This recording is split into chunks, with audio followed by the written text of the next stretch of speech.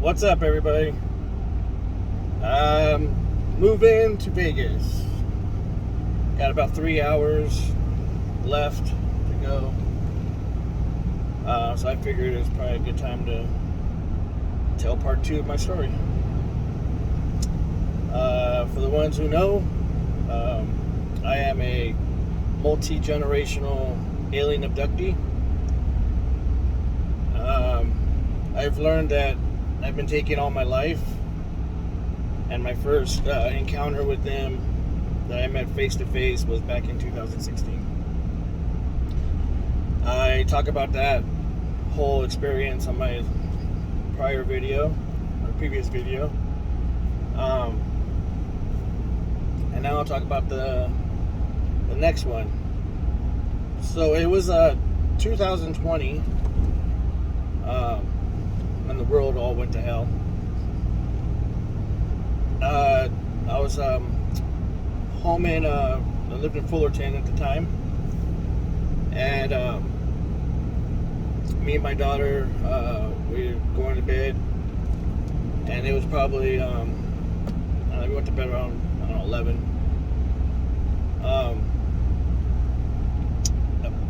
I don't know exactly what time I woke up, but I felt something at the end of my bed.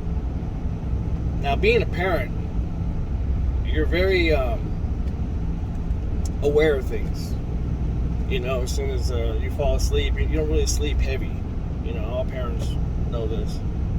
And so I'm very, I can get woken up very easily. So I felt something on the end of my bed, and where my feet were, and I sort of jumped up and I looked, and at first I thought it was my daughter getting up and doing something, and it wasn't my daughter. I look, and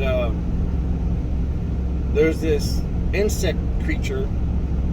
Now, the first insect creature that I met was a bipedal. 2 legs, 2 arms that I saw. This one was more insect-like. So it had 6 legs, really big. I guess praying mantis type of insect. So it was just a ginormous praying mantis insect, sort of like big as a dog, like a big dog. But the crazy thing is, well, it's all crazy, but the weird thing is that it had a burlap, like one of those old potato sacks over its head, and it had a drawing on it of its face, like an insect face, but it was in sort of a cartoonish kind of drawing on the potato sack, I guess. I know it sounds weird, but bear with me. So I'm looking at this thing face to face. It goes running around my fan and has its legs in between my window and my bed, and it's like sort of moving. I mean, it's very fast. And it comes around to the side of the bed, and it looks at me. I'm just looking at this, potato bag on its head, and I'm just tripping. And all of a sudden, it takes a claw, like it's not fingers. It was just more of a claw, and like holds it out, and it sort of touched fingers, or clawed a finger or whatever, and it turned around and ran back. And as soon as it did that, a white door, like a portal, opens up to where my door was, and it just opens up, and this man comes through. Now, this guy's dressed, has a sort of like a doctor. He has a white coat on. I don't really remember what color his pants were, but yeah, sort of like, I think they were black. And he had so this long white coat, and he had really big eyes, really, really, really big eyes, but they were black. And he had like a bowl haircut. It was like sort of like Mo from Three Stooges, kind of that kind of haircut. And so So he walks in very slowly, and he looks at me, and he nods his head, and then he sits down on the bed next to Kaylee, my daughter. She's still sleeping at the time. And I'm looking at her, I'm looking at him, and he looks at me, and he's like, may I?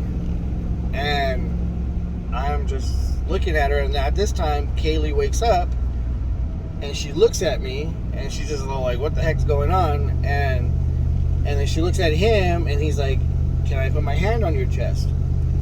And then she looked at me, and I'm like, okay, and he puts his hand on her chest, and he just sort of closes his eyes, like he was sort of meditating type thing, and then he takes it off, and he's like, do you want to come with me? And he asked her, and he asked me, and he's like, do you want to go with us? And I was like, looked around, I looked at Kaylee, and we're like, okay. After that, I wake up in this room. It's a black room, and with the doors are wide open. So I'm walking out. I'm in sort of a gown, white gown, like a doctor's, like a hospital gown, but a little different. I'm walking into this bright room, and it has the metal pieces. Okay, so the whole room was metal, but it was like a liquid metal. It was like, it looked liquid, it looked wet, and it sort of had this kind of iridescence to it, like sort of like colors going through it. I would think it looked more like mercury, but it was hard, and it was like all over the place. There was no seams, there was no rivets, there was nothing. It was just like somebody just splattered it all over the walls, and it was just continuous, one piece. And the rails that came up along the walkway was like sort of a walkway, and had a rail on one side, and then on this side was a sunken down room, and it's like step down, and in that room was wide open, no walls, just sort of the walkway, and then you sort of step down, and then you're in this kind of all these floating seats. The seats were floating, and there's people, humans, in these seats, and there were these same kind of being that came and got us. They all looked alike, and they were all taking taking readings of the asking them questions. They were like interviewing these people. I don't know, for medical reasons. I have no idea. I didn't really listen, but I'm just like taken back, like what is going on? Like it just seemed like a normal Monday day for it's a normal work day. It's crazy. So I continue walking down this path, and I'm looking around, and I'm like seeing, just tripping out on the walls, and how everything is just metal, and it's just one piece. It's something I've never seen before. And I look forward, and this woman walks out of, I don't know where. She just walks out. It looked like a wall, but I really couldn't see exactly. It was a door or something at my angle, and then she walks out, and she starts coming towards me. And this woman, was stunningly beautiful, like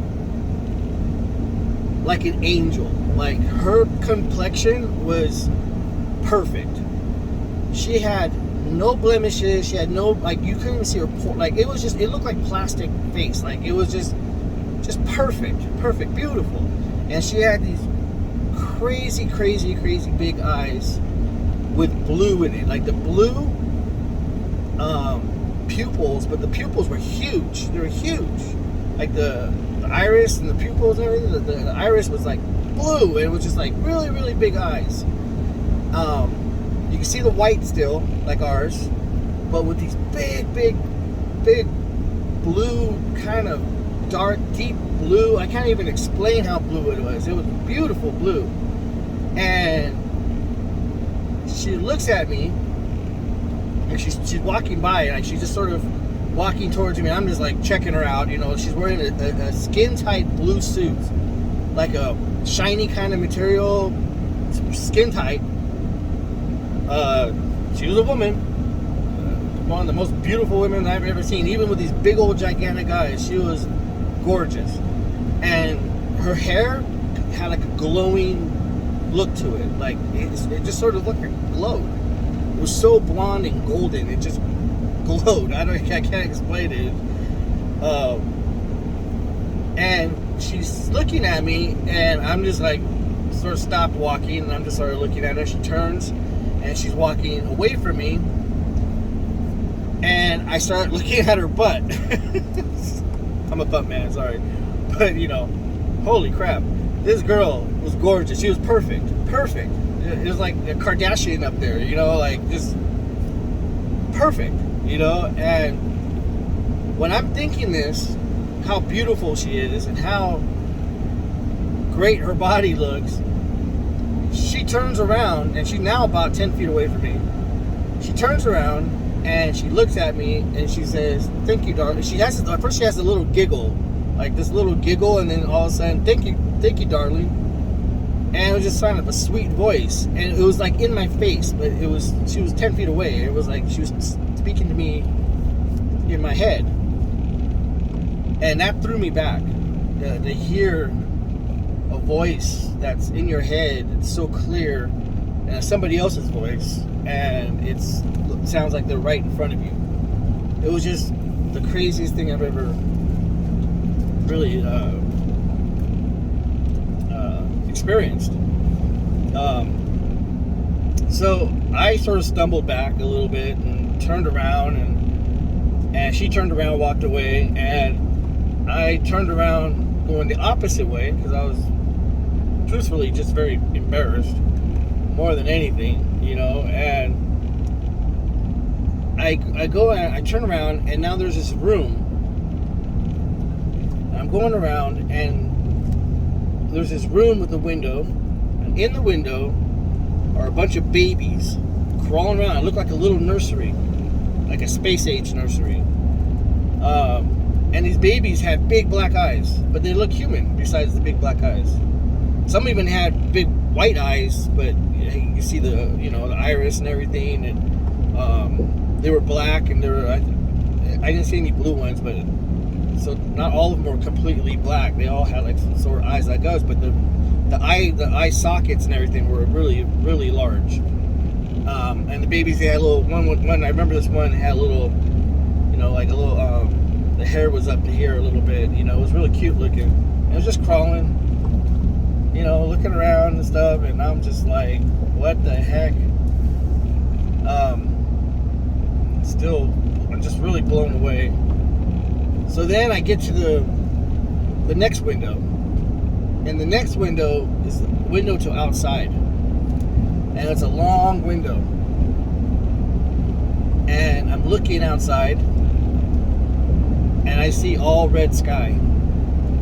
Now I'm not talking about just like red sky to where like the sunset. I'm talking about red, like crimson red, deep red, and we're in like this sort of mountain area, and we were in the middle of it, to where all these they look like stalagmites that were just sort of popping up, really sharp rocks that were popping up, like sort of like in the Superman movies when he's making his fortress, and those rocks are just sort of at an angle, and they're real sharp and everything, and these are all like, these rocks are like orange and reddish, brownish, and they were just sort of going straight up, and the other side was going the opposite way, so it was just sort of looking like it was just both shooting together, but there was a space right in the middle, and that's where I saw the whole red sky. And I look down, and I see sort of an orange sand. I was pretty high up, and there was all these white, I guess like domes, and they had these black slits in it, and all these domes everywhere. And I see these white, huge. Because I'm high up, and I see some white, big old things. I couldn't really make them out because they were so far down, but I could tell they were huge, and they were walking around and just going about day, like whatever. And in the mountains, there were these egg-type white, I don't know, pods that were stuck inside the mountain, or stuck on the side of the mountain. And there was 3 on one side and 3 on the other side. They were big, so I'm pretty much guessing that's what I was in. I think on the other side from what I'm, on my side where I was looking from. So I'm just taking this all in, and I'm just like, like where am I? And I'm thinking at the same time, where's my daughter? But I wasn't in a panic to where she wasn't with me. I just wanted to see her, after seeing all this stuff. And right when I turned around, looking away from the window, I heard something in my head, and it said, "Please go back to the room you came from." And I just started walking towards it without even thinking about it. And that's it. I wake up in the morning. And I wake up and I'm like sitting here, as I always like try to put together everything, and like, okay, looking around and stuff, and I'm just remembering, like, okay, was that a dream? Like, that was the craziest thing I've ever seen in my life, and it was so real and vivid, and it can't be a dream because it had colors and stuff, and they say you don't dream in colors. So it's like, okay, well, what the hell, And I'm sitting there, and the next thing you know it, my daughter wakes up, and she like sits up, and she's like, "Dad, I had the most craziest dream." She goes, "I met all kinds of like monsters, but they were nice to me," and they were like, and she just starts explaining her freaking dream, and I'm like, oh my god, like she's just explaining the man that helped her, which is the one I saw, and I'm like, okay, we didn't have the same dream. I go, this is okay, I was like, oh my gosh, and she's like, oh, and they were nice to me, and and this, and I was like, wow. She goes, is that a dream? I'm like, and I just say, it was a dream. It was a really great dream, babe, but I have a really thing about, like, I try not to, she experiences a lot of stuff, but sometimes at the same time, I don't think she's old enough to really understand everything, or she does understand a lot more than I think most children do, but I'm just trying to save her from really thinking about this stuff all the time, because she does forget after a while. I don't know, I think it would just really screw somebody up at this age and stuff, if they constantly are being visited by aliens and stuff, so I'm sort of glad that she does forget after a while.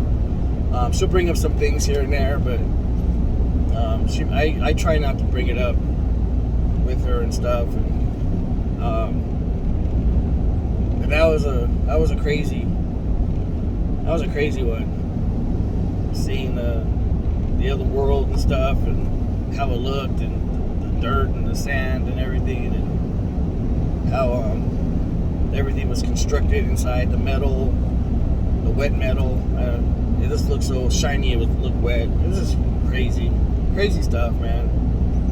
But yeah, that's my part 2. I'll be back on. Definitely gonna start posting more. Moving to Vegas, and so it's been last year has been a little crazy. But I do have a lot more stories, and I hope you guys respond, comment. I don't care about hitting the like button. Tell you the truth, I'd rather not really want a lot of subscribers, because I've learned when I was on Facebook, when people start to listen to you and constantly getting hold of you and stuff like that, that I seem to get banned. So I've already got a strike on this on one of my videos, which all I do is talk about alien stuff. So I don't know why they're censoring me. So I hope these stories find people who can relate. That's pretty much all I really, reason why I do this is to find people who I can help. It's been a long road for me. I went crazy for a little bit, trying to get my universe back together and get my sanity, but You know, I have my help my family and stuff, and I don't think a lot of people have stuff like that. You know, since my family is very special family, so that helped a lot. So let me know what you think about it. Leave a comment.